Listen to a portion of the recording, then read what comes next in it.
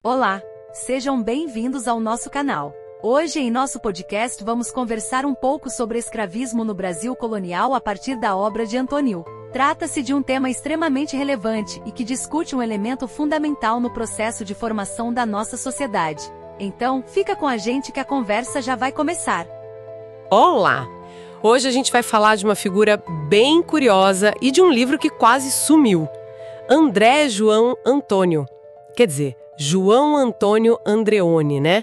Um jesuíta italiano aqui no Brasil, lá no comecinho do século XVIII. Ele escreveu o Cultura e Opulência do Brasil por suas drogas e minas. E o livro era tão explícito sobre as riquezas da colônia que, assim que saiu, a coroa portuguesa mandou confiscar e queimar quase tudo. O que tinha de tão perigoso ali? Pois é, essa história já começa bem, né? Com a identidade dele. Foi o Capistrano de Abril que sacou o anagrama Antonio, vindo de Andreoni, com o L de Lucca, a cidade dele na Itália. E o Andreoni não era qualquer um. Ele fazia parte da elite jesuítica da época, um ambiente bem elegante, barroco, que o Hornert descreveu, muito presente nas cidades aqui. Sobre a proibição do livro, olha, foi puro pragmatismo português.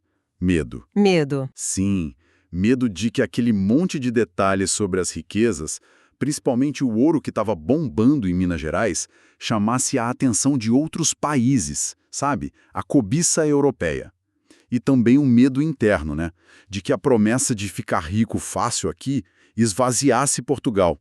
Muita gente vindo para cá. Nossa, que reação drástica. Mas felizmente algumas cópias escaparam.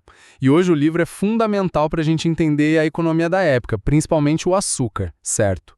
E ele traz uma visão bem particular da escravidão nisso tudo. Exatamente. E essa visão que a gente vai explorar hoje, sabe? Mergulhando no que o Antônio pensava, com base num estudo sobre a obra dele. O ponto-chave aqui não vamos achar nele um debate moral, tipo, se a escravidão era certa ou errada. Para ele, era um fato consumado, um pilar do sistema. Ele trata disso de um jeito quase técnico, frio, focado na função econômica. A nossa conversa hoje é para desvendar um pouco essa mentalidade. Ok, então vamos lá. Se ele não estava tentando justificar moralmente, como é que ele abordava a escravidão? Era só aceitar e pronto? É mais que aceitar. É a base de tudo para ele. O ponto de partida para o raciocínio econômico. Ele não perde tempo com justificativa teológica, filosófica, nada disso. Para ele, era uma condição essencial para a colônia funcionar economicamente. Um componente quase natural da produção. Aquela frase famosa dele resume tudo, né? Os escravos são as mãos e os pés do senhor de engenho. Porque sem eles, dizia ele, não dava para fazer nada no Brasil. Nem ter fazenda, nem engenho funcionando. Para ele, era assim que a banda tocava. A falta deste debate moral não é um esquecimento, é um sintoma forte de como essa instituição estava enraizada na cabeça da elite. Questionar a escravidão era questionar o próprio Brasil como colônia lucrativa. Essa naturalização é assustadora. Então, o livro dele era quase um manual de instruções para quem tinha terra e escravos. Um guia para lucrar mais dentro dessa lógica. Isso, precisamente. Cultura e Opulência funciona muito como um manual técnico de gestão rural. Autores como o Araripe Júnior, o Afonso de Taunay, eles perceberam isso. É um guia prático mesmo para os senhores de engenho, jesuítas ou não, ensinando as melhores formas de produzir açúcar, administrar a fazenda e, claro, gerenciar a mão de obra escrava. O foco total é na eficiência, no rendimento, na administração racional dos recursos. E aí entram as pessoas como recursos, né? Entendi. Se a gente pensar no contexto jesuíta, a boa administração, a ordem, eram virtudes importantes. Ele aplica isso ao engenho. Aqui que a coisa fica perturbadora, imagino. Se o foco era eficiência e o escravo era um recurso, o que ele recomendava sobre o trapamento? Tinha alguma preocupação, sei lá, humanitária de verdade ou era só cálculo? Olha, a abordagem é esmagadoramente utilitária. Quando o Antônio fala em tratar com alguma humanidade, essa recomendação está quase sempre ligada a preservar o valor econômico do escravo e a manter a produtividade, claro. Por exemplo, ele fala para não chutar a barriga de mulher grávida. Mas a justificativa não é empatia, É porque isso significaria perder um futuro escravo, prejuízo. Nossa! Mesma coisa quando ele adverte para não dar paulada na cabeça, não pela brutalidade em si, mas porque podia matar um bem caro, um ativo valioso que era difícil repor. Ou seja, a humanidade era para preservar o capital investido. É uma lógica fria demais, quer dizer que bater era ok desde que não estragasse o investimento. Exato. O castigo físico era visto como ferramenta de gestão, necessária para manter a disciplina, a subordinação, que eram essenciais para o engenho funcionar. Ele recomenda moderação, mas é uma moderação calculada. Fala em usar cipó às costas com algumas varancadas, mas avisa que o castigo só deve vir depois de investigar bem. E por quê? Para não punir o inocente e gerar revolta à toa, mas principalmente para não inutilizar um trabalhador para o serviço. Ou pior, levar à morte ou à fuga, prejuízo direto. E não podemos esquecer, né? A memória de Palmares ainda estava viva. O medo de rebelião era constante. Então essa gestão do castigo tinha também um cálculo para manter o controle social. Dosar a violência, impor medo, mas sem levar ao desespero que podia gerar revolta. Faz sentido dentro dessa lógica horrível. E como isso se encaixava na estrutura do engenho? Como ele descrevia essa organização toda? Se a gente olhar o quadro geral, o Antônio descreve o engenho como um organismo, sabe? Complexo, hierárquico, onde cada parte depende da outra. No topo, claro, o senhor de engenho, a cabeça, onde está o poder sobre a terra e as pessoas. Autoridade máxima. Abaixo dele, os feitores, os capatazes, seriam os braços, que executam as ordens, impõem a disciplina no dia a dia. E na base, sustentando tudo, os escravos. Os pés e mãos, a força motriz. A disciplina rígida, a subordinação de cada um à sua função eram vistas como vitais para a saúde desse corpo econômico. Qualquer problema na hierarquia era uma doença ameaçando tudo. E a religião? Onde entrava o capelão, por exemplo, nessa estrutura tão pragmática? Esse ponto é muito revelador da mentalidade dele. O capelão responsável pela doutrina religiosa, pelos sacramentos, pela cura das almas. Ele não é visto como uma figura só espiritual acima da produção. Pelo contrário, o Antônio descreve ele quase como um técnico, um prestador de serviços essenciais para manter a ordem social e moral ali no engenho. Ele até inclui o capelão na lista de trabalhadores que servem ao engenho, junto com o mestre de açúcar, carpinteiro, ferreiro. Sério? O trabalho espiritual era quantificado, tinha preço. De certa forma, sim. Antônio detalha quanto o capelão devia receber por serviço. Um valor pela missa de domingo, outro pelo batismo, casamento, etc. Ele diz que o capelão deve ser bem pago, sim. Reconhece a importância do trabalho dele para colocar a disciplina moral nos escravos e nos outros moradores. A família, como ele chama. Mas o jeito como ele é inserido na lógica de pagamentos mostra como a religião estava totalmente integrada na economia. Era uma ferramenta de controle social poderosa. Ensinava resignação, obediência, legitimava a hierarquia. Antônio até sugere que o capelão não more na casa grande, para manter uma certa distância, sabe? Para ser tratado como sacerdote e não criado. Mas na prática, a função dele é parte da engrenagem que mantém o engenho funcionando e lucrando. Salvação e açúcar andavam juntos, sob a mesma lógica. Lembrei agora daquela imagem forte da historiadora Laura de Melo e Souza, a do purgatório do açúcar. Aquela ideia de que todo o processo de produção, o sofrimento dos escravos, junto com a catequese e disciplina, era visto como uma purificação necessária. Um caminho sofrido, misturando suor, sangue, reza, chibata, para transformar a terra e as almas em riqueza para a coroa e para os senhores. Essa analogia do purgatório pega bem a essência, sim, e liga direto com a forma como o Antônio parece ver a colônia, como o inferno dos negros. Mas o inferno necessário.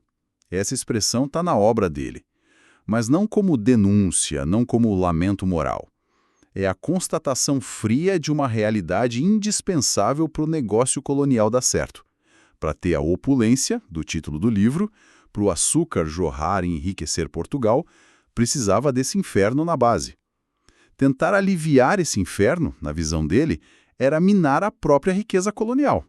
O lugar do negro, nessa lógica, era esse: sofrimento e trabalho forçado. É uma visão de mundo chocante para nós hoje. E o que mais chama atenção nessa mentalidade, nesse jeito de organizar a realidade? Um dos pontos mais reveladores e até paradoxais é o contraste na linguagem que ele usa. Enquanto ele descreve o tratamento do escravo de forma pragmática, quase clínica, focada na utilidade, ele usa uma linguagem carregada de emoção, quase de compaixão para descrever o processo de fazer o açúcar. Ele personifica a cana, o açúcar, fala dos martírios deles. Como assim martírios do açúcar? Isso é uma inversão total de sensibilidade. Exatamente. Uma inversão que mostra onde estava o valor máximo naquela cabeça. Antônio usa palavras fortíssimas. Ele diz que a cana e depois o açúcar levam uma vida tão cheia de tantos e tais martírios que nem os piores tiranos inventariam tormentos iguais. Descreve a cana sendo cortada, amarrada, levada à força para a moenda, esmagada, cozida. Depois o açúcar pronto sendo marcado a ferro quente, pregado e sepultado em caixotes, transportado, vendido, sofrendo com imposto com fisco. É quase uma saga do sofrimento da mercadoria. Isso levanta uma questão central sobre esse jeito de pensar, né? Essa humanização do produto, o açúcar, enquanto o produtor humano é tratado como coisa, como ferramenta. Isso revela de forma muito clara qual era a prioridade: o lucro, a mercadoria, a riqueza. O sofrimento que realmente importa, que comove na retórica dele, é o que afeta o produto. E, claro, o bolso do senhor. A dor do escravo é questão de custo, de risco. A dor da mercadoria é quase uma tragédia econômica. Essa lógica vai ao ponto de ele defender que o preço dos escravos na África devia ser baixo, para não encarecer a produção de açúcar e atrapalhar o lucro. O bem-estar do objeto açúcar acima do sujeito escravo. É uma inversão que naturaliza a exploração. Essa inversão é o ponto-chave mesmo. E como essa mentalidade tão focada na produção racional, no controle do açúcar, se refletia na visão dele sobre outras riquezas que estavam surgindo, como o ouro de Minas Gerais. Ele via o ouro com o mesmo pragmatismo? Muito pelo contrário. Antônio é super crítico da corrida do ouro e da mentalidade que ela criou. O capítulo sobre as minas no livro dele já tem um título que entrega: dos danos que tem causado ao Brasil a cobiça depois do descobrimento do ouro nas minas. Para ele, aquela busca louca pelo ouro era o oposto da racionalidade, da ordem que ele admirava na economia do açúcar. Ele via a cobiça pelo metal como algo irracional. Desestabilizador. E moralmente ruim. Ué, mas por quê? O ouro não era riqueza também? Para a coroa, para a colônia? Ele critica muito os mineradores por serem gastadores, esbanjadores, descreve como eles jogavam largamente em jogos de azar, gastavam em superfluidades quantias extraordinárias assim que achavam ouro. Esse comportamento impulsivo era o oposto do ideal do senhor de engenho que ele desenhava. Administrador prudente, que reinveste, evita luxo, mantém gestão controlada para o longo prazo. Além disso, o Antônio lamentava que muito desse ouro acabava indo para fora, para comerciantes estrangeiros, ou era contrabandeado. Beneficiava pouco Portugal ou a colônia de forma estruturada. Ele defendia a racionalidade econômica, a ordem social, a obediência às leis, tipo pagar o quinto, o imposto do ouro, via isso como obrigação moral e econômica para a saúde do império.